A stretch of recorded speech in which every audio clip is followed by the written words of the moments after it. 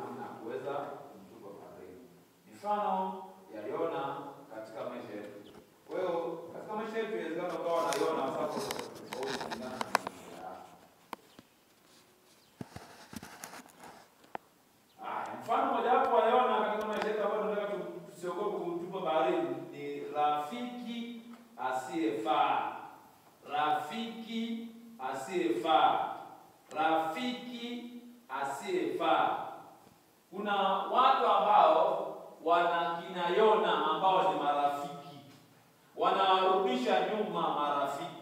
Wangapi mna marafiki huko? Wale marafiki chanda na pete. Ambao wana marafiki chanda na pete, ni kabisa marafiki wale ambao wameshibana. Achana marafiki wale wa kupiga nao story. Yaani marafiki wale unaweza kumaliza siri zako, yako siri zako. Wangapi nao? Wengine hamna.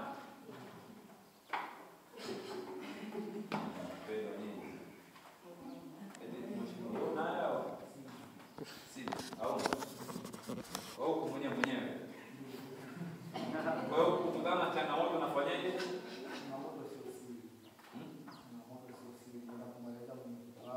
Kuna changamoto ambazo yani kwa changamoto ambazo siwezi kumwambia mwenyekiti. Yaani kuna changamoto ambazo lazima upate mtu ambaye moyo wako unapea.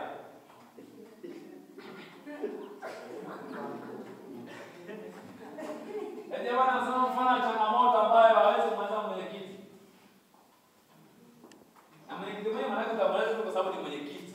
Hautamweleza kwa sababu unataka kumweleza.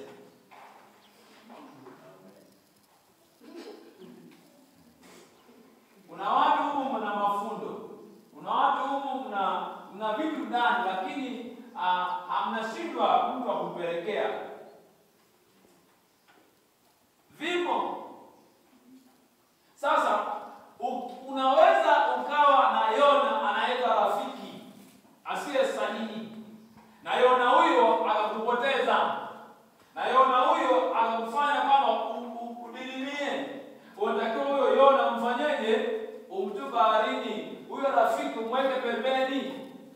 Kwa sababu anakupoteza. Kwa mfano yule aliyempoteza Amnon. Kuna watu kuna marafiki kama rafiki wa Amnon. Anaonekana kitabu gani? Anaonekana kitabu gani? Samueli wa kwanza sura ya ngapi?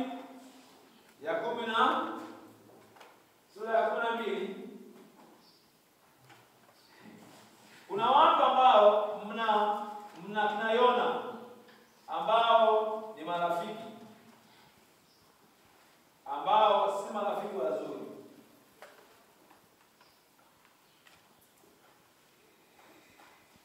Samueli wa pili sura ya 13 tutakwenda kusoma nyumbani. Sura ya 13 tutakuta ndugu yako hapa alikuwa na rafiki ambaye si mzuri. Anaitwa Yonadabu.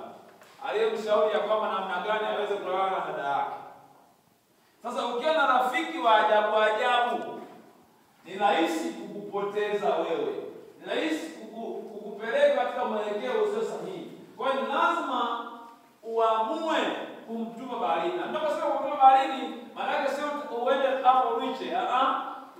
Maana yake ukate nini? Mawasiliano au mweke mbali, usimweke karibu. Huko ndiko kumtupa nani? Bwana Yesu asifiwe.